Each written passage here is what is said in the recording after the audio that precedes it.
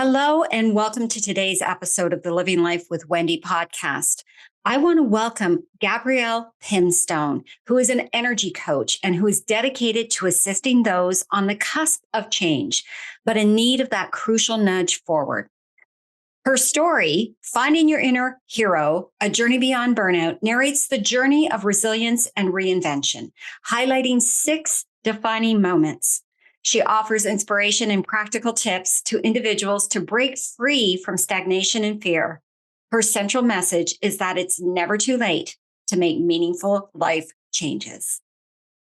I would love to get started by really getting to know you a little bit. And Wonderful. If you could share with my Living Life with Wendy podcast listeners, one of the things that I think is amazing is when women make that decision to leave corporate and kind of break out into the space of being an entrepreneur. So I would love to hear more about your journey, Gabrielle, and what led you to make that decision.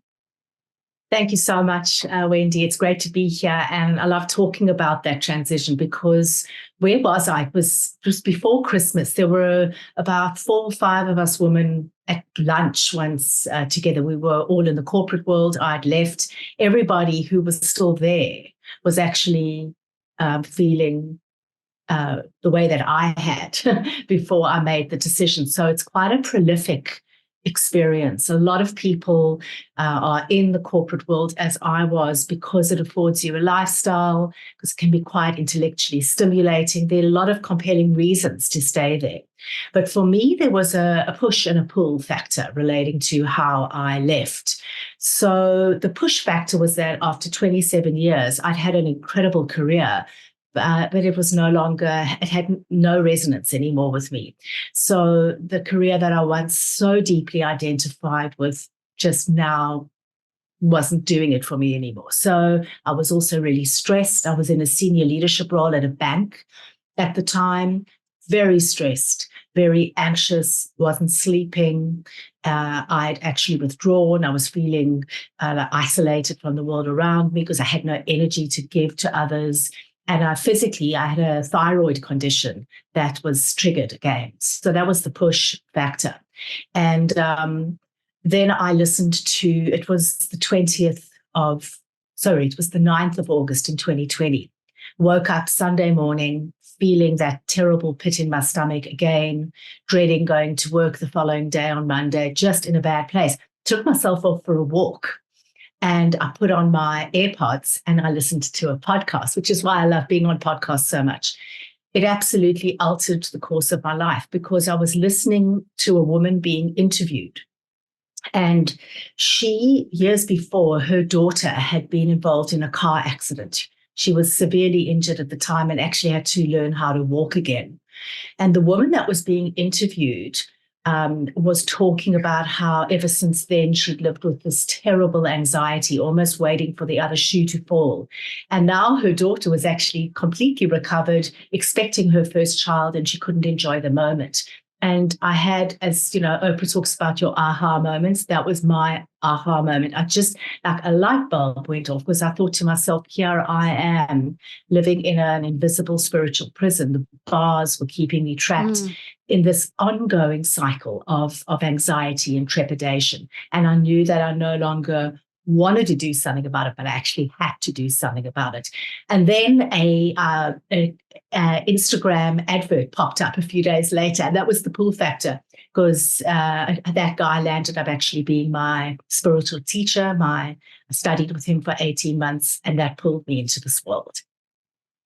Well, and it's interesting, right? Because like you said, it's a push-pull. Yeah. And there's so many of us that don't listen to the push-pull. Yeah. And you know what I mean? So and we wait almost to an expiry date where it's so detrimental. Like you made that decision before it was really affecting your health. Like, when I think of that, I've seen people get in that place of anxiety and in such poor health that they actually get hospitalized. It can get that extreme for people. And it is a lot of the stress that we endure in those jobs, right? Yes. Which leads us really to what you do as a coach too, because I think this is really what I'm hearing is like you listen to the signs, but that drove you to something that you knew you needed and that you could provide to others. That's what I'm hearing anyway. Yes, I did listen to the signs, and most people don't. And you're absolutely right. Like if you don't listen to the signs, the universe will give you them over and over again, and the ante gets upped every time. I felt very blessed that, you know, I had a benevolent sign and I listened to it. So it's really important when you're going through change we always need a catalyst. You know, most people don't. They just continue with the status quo. But as you say, to tune in and to pay heed to the universe's signs, they're a clue for you to shift. In my case, it was the career that I loved so much no longer did anything for me. That was my clue that I needed to shift gears. Yeah. Yeah. And it's like you do need to listen to that. It has to align with. So Gabrielle, you're an energy coach. So can you explain what energy mastery is and how it helps other people when they're going through those major life transitions? Yeah. So the way that I see it, and I love that question, the way that I see it is that energy mastery it's actually a discipline and a practice because they're tools that you learn. But ultimately, it's the ability to understand, manage, and optimize your energy. It's those three things. And the purpose is to keep your vibration high. And why do you want to keep your vibration high? Is because that improves general well-being. So stress, burnout, all of that stuff. It improves all of that, but also from a manifestation perspective. And I know a lot of people are interested in that topic. It helps bring into your life the things that you are desiring.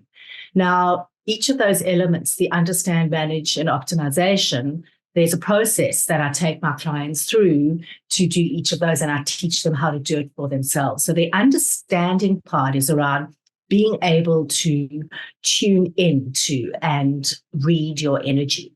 So knowing the difference between whether it's heavy or light. And that's important because you don't want to be making decisions from a heavy place. You don't want to be taking action when you're in your vibration is heavy. So understanding is the tuning in piece. The second piece is managing your energy. And I teach people how to practice good energy hygiene, preferably proactively. But often we also find ourselves in an energy dip. So I teach people how to interrupt those and come back to equilibrium. And then the third piece is the optimization. And this is all about, we've got dormant potential, latent gifts that are waiting to be activated. And I activate people's latent potential and gifts and teach them how to do it for themselves as well. So that's what the mastering of energy is. And it's a really important part of transitioning and transformation, because these periods can be really stressful and uncertain times. And, generally you go through a lot of disruption before things take off and settle. And mastering your energy is so important because it helps with a number of things, but most importantly, resilience. So as you're starting out on your own, So that's really the big piece. Yeah. Yeah, because I would say that a lot of entrepreneurs, like I remember when I started my business in 2020, I mean, it's fear. That definitely pulls your energy down. The fear of the unknown, the fear of failure, the fear of scarcity. Those are all real things when you're big one launching, right? So it sounds like recognizing how they affect your energy could really help you propel or at least advance more quickly. It sounds like. Yes, you can move through that process quicker, but also when your energy is higher, and I teach people how to do that, those feelings don't affect you as much. It's almost like being in an aeroplane 37,000 feet up in the air, and imagine all your problems are on Earth and all your fears are on Earth. They can't actually your vibration's too high for them to affect you as profoundly as they ordinarily would, so it's actually it's a preemptive piece as well. So that's the big thing. And also, you're right about scarcity, all the fear. That's natural. Your energy is going to dip. If you can interrupt that, you can go back to the high vibration, which helps you make decisions more effectively and move forward in a more kind of fluid way. And that helps attract the thing that you're trying to build. Yeah, I could see that. So, I mean, you have been at that place in your life, right? Leaving a corporate career, same, by the way, and then jumping into the world of entrepreneurship. So why are you so passionate about energy mastery, and how has it affected your ability to succeed? Yeah, I love that question as well. So the reason that I'm so passionate about energy mastery, and remember, I worked in the field of organizational psychology for 27 years. I've worked with mindsets, I've worked with beliefs, I've worked with emotions, decisions, habits, behaviors, all of that stuff. And they're really important to know about. You need to know them. But when it comes to shifting your life, each of those things have got an energetic frequency attached to them. So if you release the energy around the energetic root of the block, for example, if it's a mindset block, that's when things move really quickly. Otherwise, what you're doing is you mind wiring. You're working really hard to shift beliefs, shift patterns of behaviors. But when you work at an energetic level, it gets you there faster. And I'm all for efficiency and speed. And so that's why I'm just so passionate about it. Okay. So energy is everything, right? It's everything. I think we both agree with that for sure. I feel like energy is like fundamental. It's the foundation of everything else that we kind of build upon. So are there any particular tools or exercises that you could share with us today that would help the listeners support their energy in a positive way? There are so many. We don't have enough time to go through all of them. Maybe the top three. Okay. Well, I tell you what my top one is for sure. And I think it's underrated and most people don't do it, is how to heal and how to work through stuff in your dream state, in your sleep state. I always say it's using sleep time as work time. And I mean, there are so many ways you could go with that. But the simplest thing that you can do is just before you go to sleep at night, to get into the right state, you're feeling calm, you're in an authentic, genuine place, to set an intention. And if the intention may be something like, I set the intention that tonight in my sleep, I heal my biggest block. As simple as that. Go to sleep and then get into the habit of writing down your dreams. Your dreams are the most powerful way of getting into your unconscious and working through real stuff. So that's the simplest practice. Set a heartfelt intention to heal during sleep and do that for 7 days, do that for 21 days, and document every morning. As you wake up, first thing you do is to document. So I would recommend that. That would be my favorite. And do you have to be specific, like with the specific block that you're trying to overcome? Intentions can be specific or general. So if you don't know what's going on, or if you want to be as receptive and flexible as possible, you can set a generic intention, which is help me release my biggest block that's holding me back in my life right now. Or you can be very specific. If there's an issue in your life that you're wanting to solve, for example, I set the intention to release the biggest block that is stopping me from building my own business and becoming an entrepreneur. You can actually be very specific, but then make sure that that's the intention you set over the course of the 7 or 21 days. Okay. So you can deep dive into an issue, or if you're trusting of the universe, you can keep it very general. Okay. I like that approach, because sometimes, like you said, we don't have enough clarity yet to be really specific. And I think that in itself could hold people back from setting the intention. Exactly. You don't know what you don't know is a block for sure. 100%. Yeah. 100%. So what are you were going to say something else too, and I interrupted you. So I do apologize, but you were going to say something else about intention or something else we could do. Another tip. Another tip. I do want to say one more thing about intention, because energetically, everything happens at the speed of intention. Okay. Intentions are the fulcrum of energy work. You always start there, but you've got to make sure that when you are setting an intention, that you're doing so from a light space. That's why tuning into your energy and saying, is it heavy or light? Is it open or closed? Is really important. And only set an intention where you're feeling like you're in a little bit of an elevated state, and make sure that the intention you're setting is authentic for you. So I would say that, yeah. In terms of another tip, talk a lot to people about grounding, which is Energy Mastery 101. It's very easy to do, and it's very relevant because grounding helps with anxiety, overwhelm, feeling scattered and all over the show.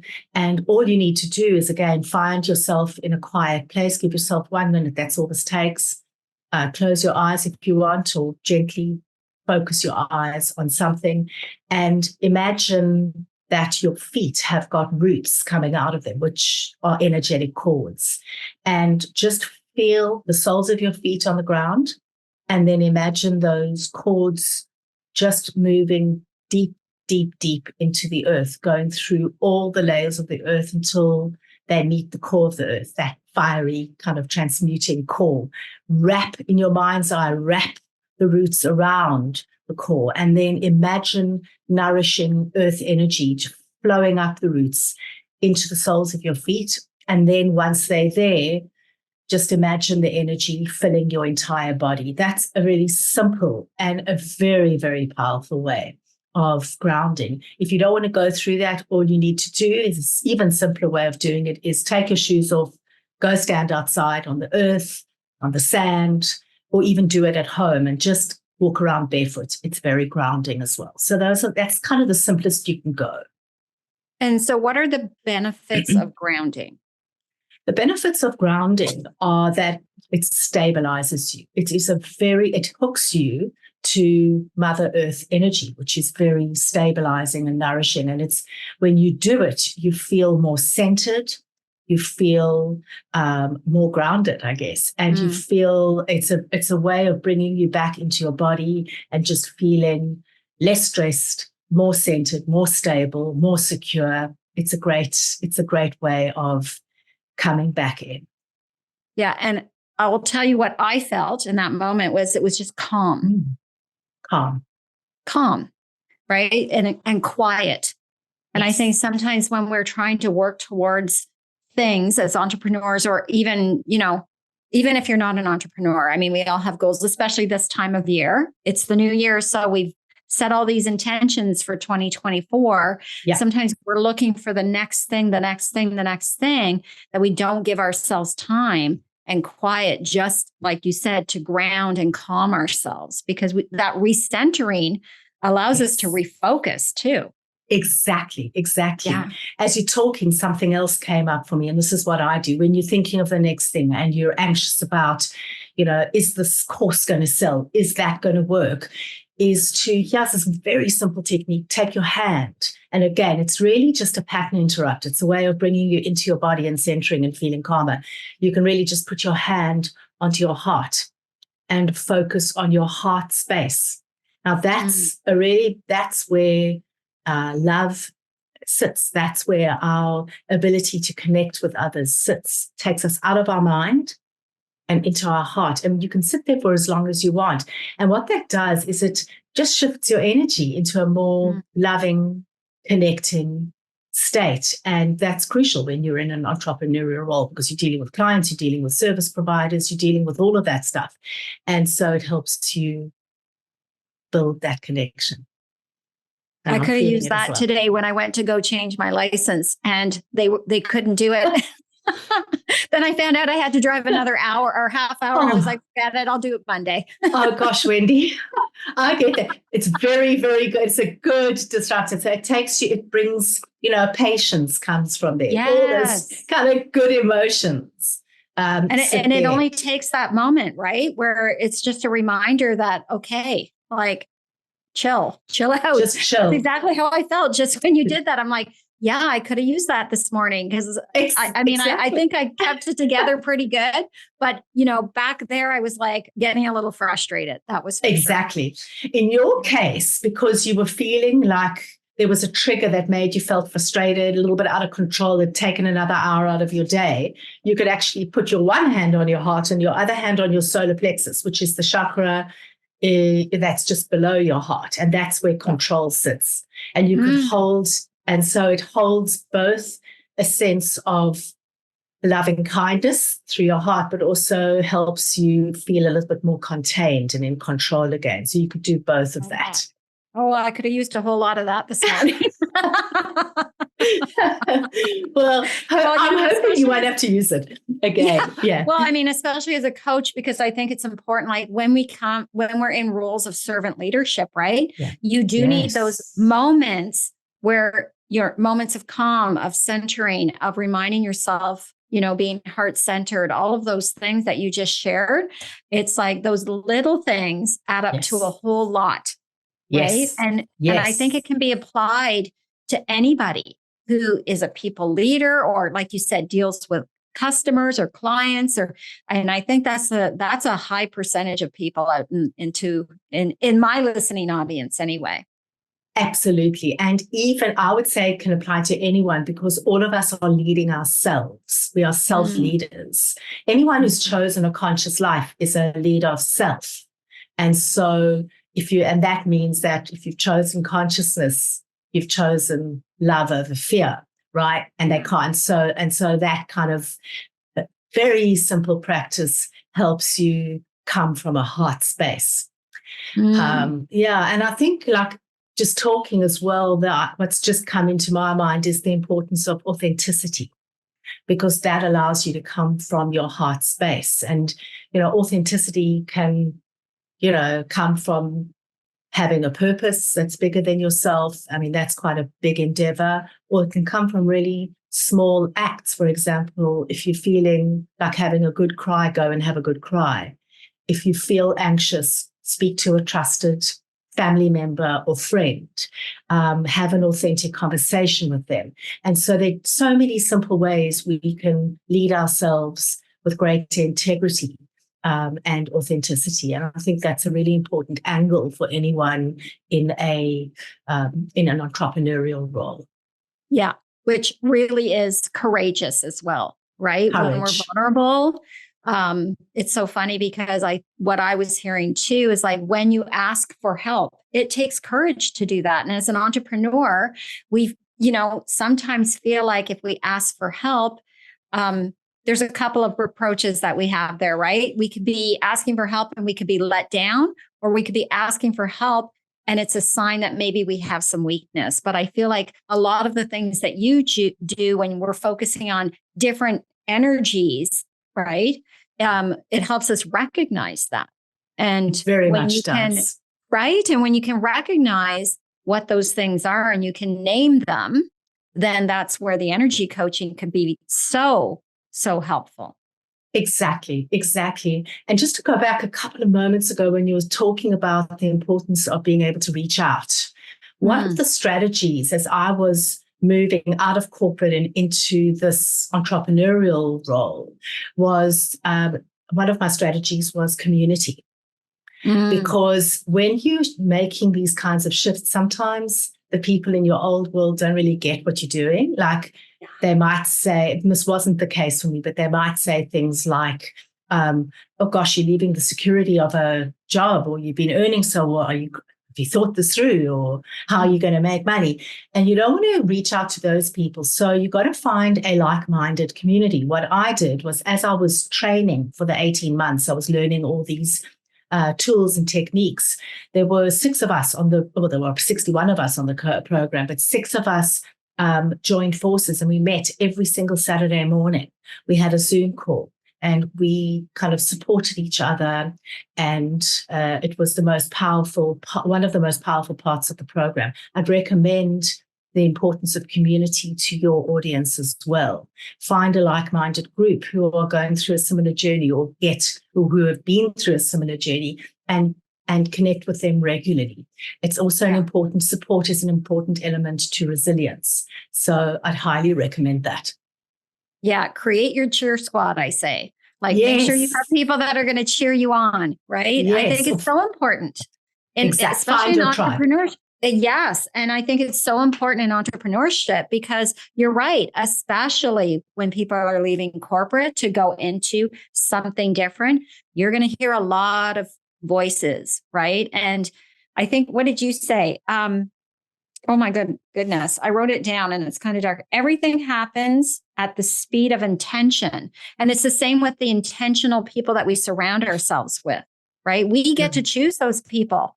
So intention is like, it shows up in all different areas. Exactly. And when you surround yourself with intentional, conscious people, you actually feed off their energy because we've got energy cords that connect us to others. They're invisible, but it's happening all the time.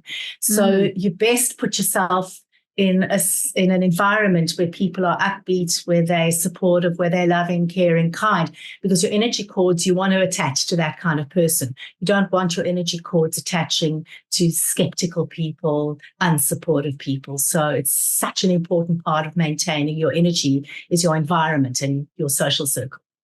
Absolutely. I imagine if you have that tethered to people that are going to be skeptical, that's when your energy drops. Yeah, that's when your like energy drops.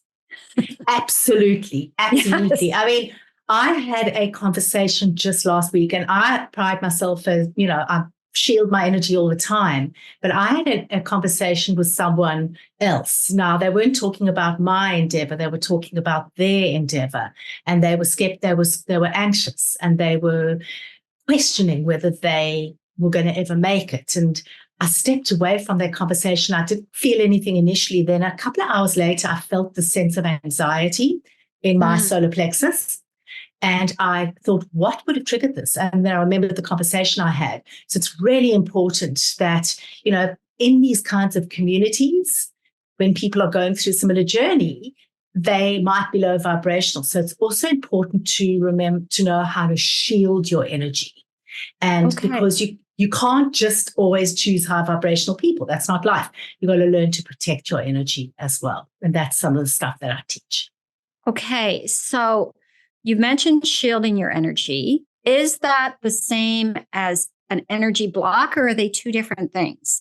They're two different things. Okay. So an energy block is something that sits with you that is lowering your vibration. So it is something that happened to you over the course of time. It wasn't resolved and an energy block has formed that's invisible, that's creating dysfunctional patterns in your life.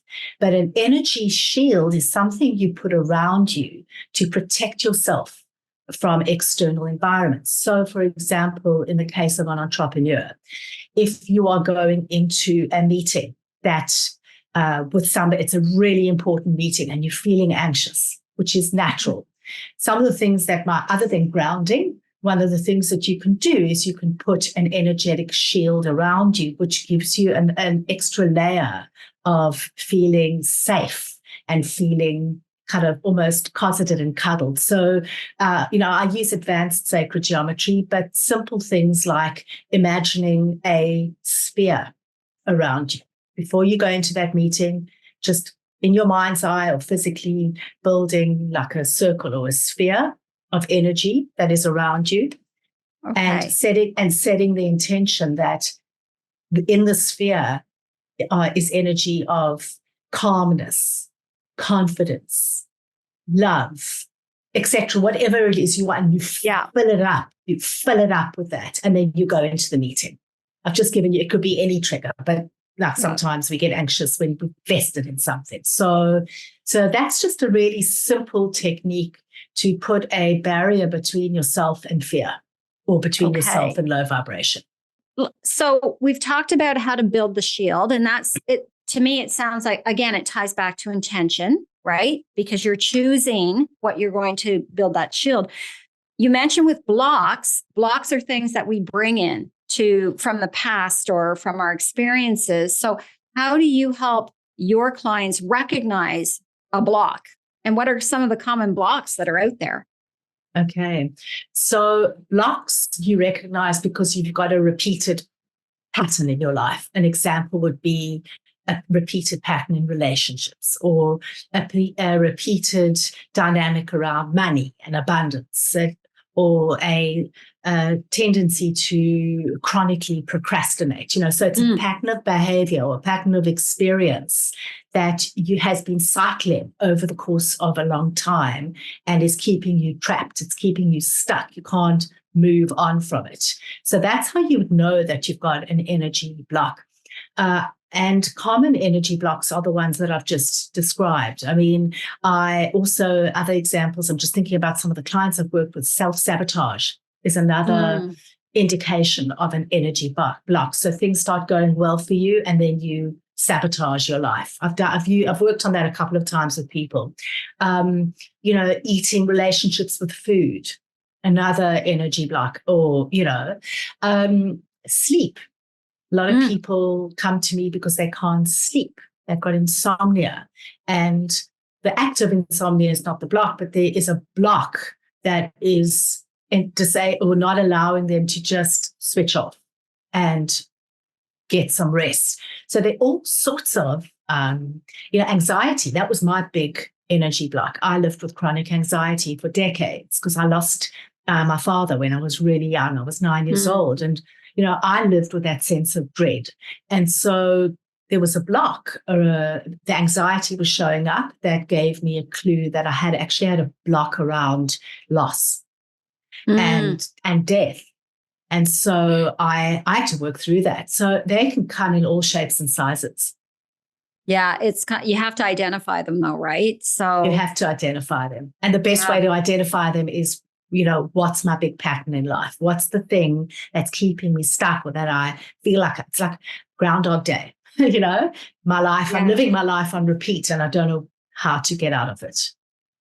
I love that. So, and I love that you said it's like a repeated pattern, right? So those are the things that we need to be mindful of. It's not like a one and done, because we'll all have sort of we'll all have experiences with one thing or another throughout our whole life, but patterns are something we need to pay attention to. That's what I'm hearing.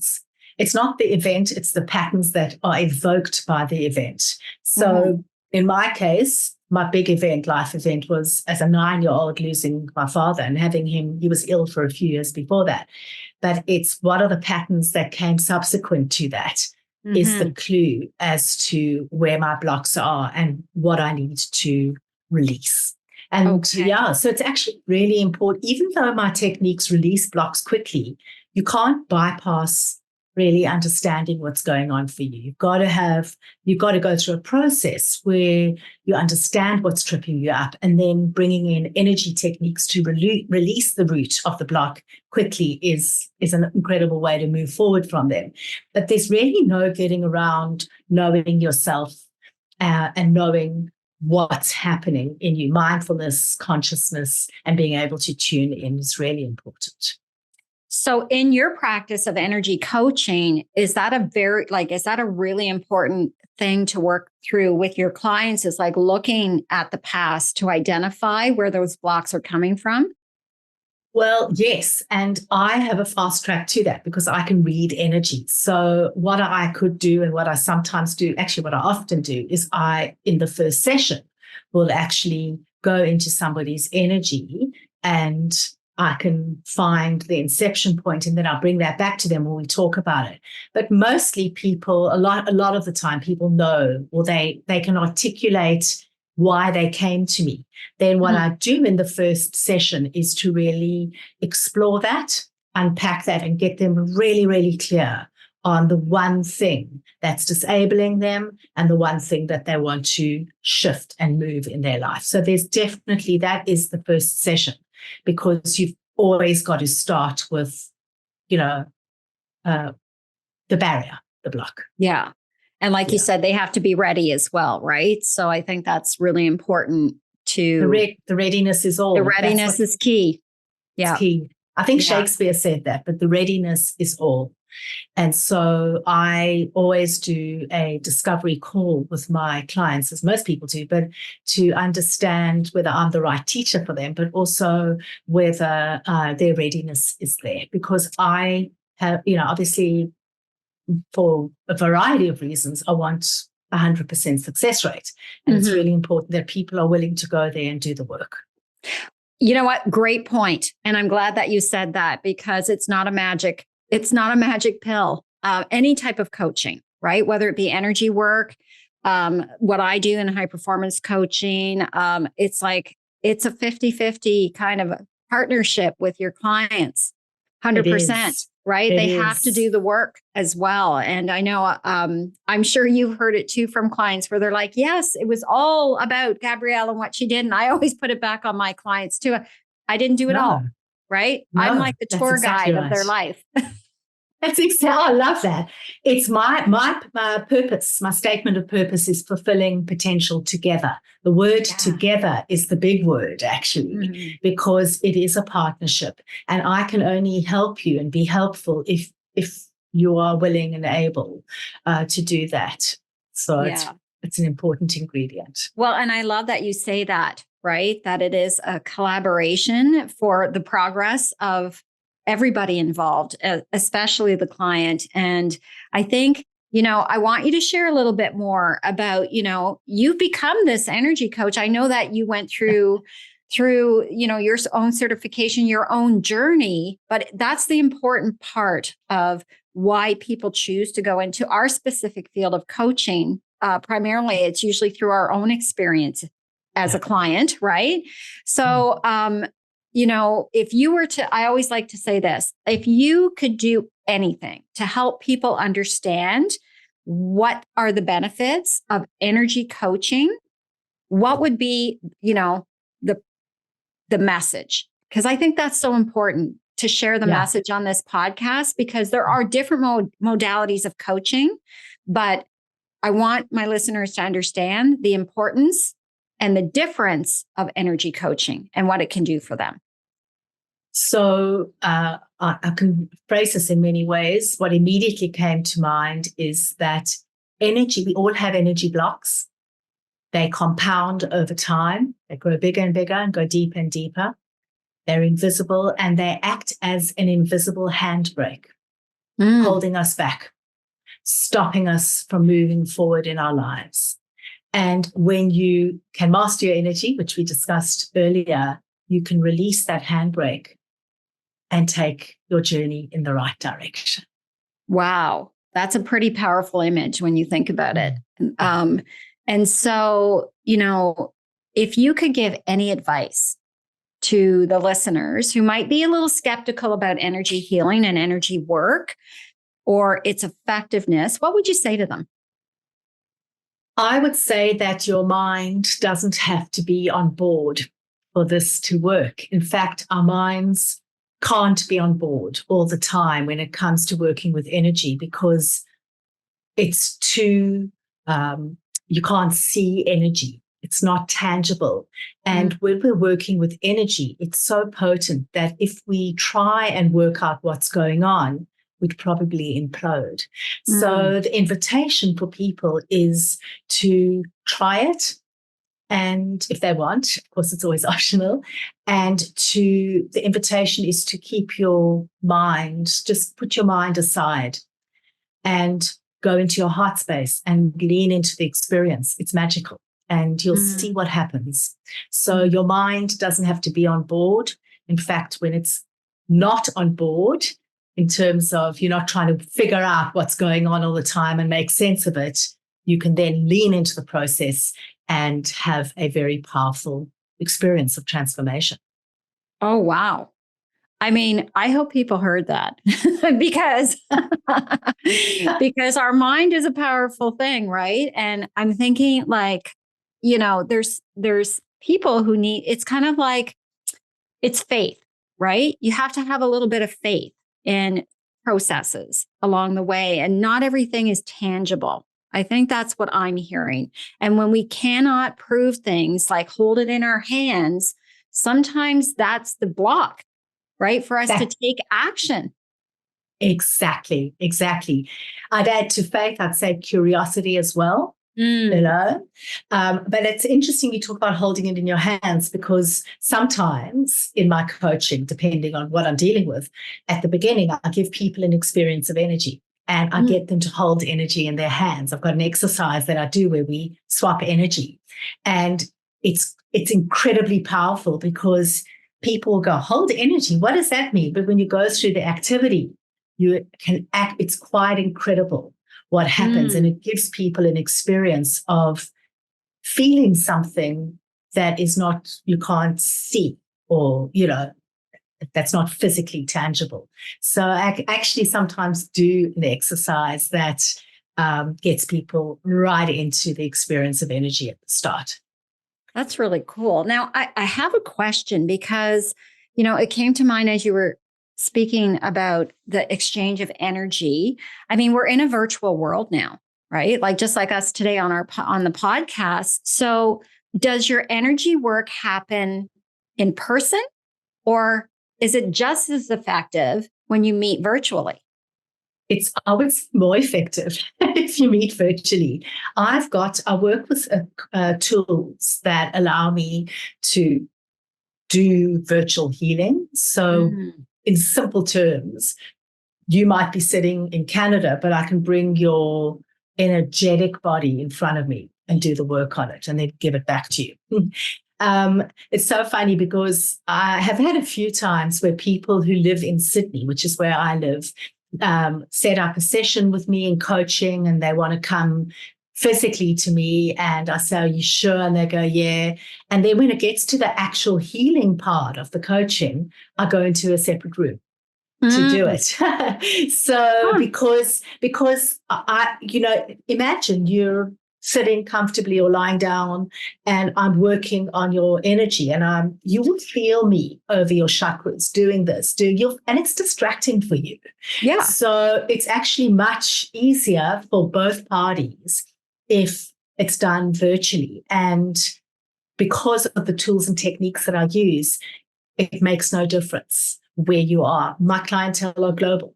And I've worked with people, Canada, America, Europe, London, even South Africa. Oh, I love it. And that's why I wanted to ask the question, because I was a little bit worried that people felt or would believe that energy work had to be in person, right? But I mean, I love that it's even more effective virtually, because it does open up your ability to serve more people. And I think that's just wonderful. That's exactly it. It's all about touching as many lives as you can.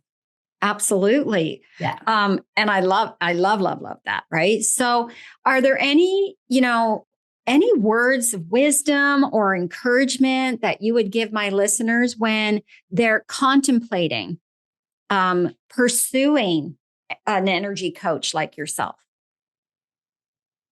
Yeah. Well, I think, it's come and have the experience. You don't have to lock yourself into a 3-month coaching journey to experience energy. I mean, most coaches have got different offerings that can be flexed according to the person's needs. Somebody may want a once-off. Yes, we offer that. Somebody may want, a bundle of 3 sessions. Absolutely, we can do that. Somebody else wants a full-blown 3 to 6 month coaching process with all the bells and whistles. We can do that. So most coaches, including energy coaches, will have a kind of a diversity of choice and try something once.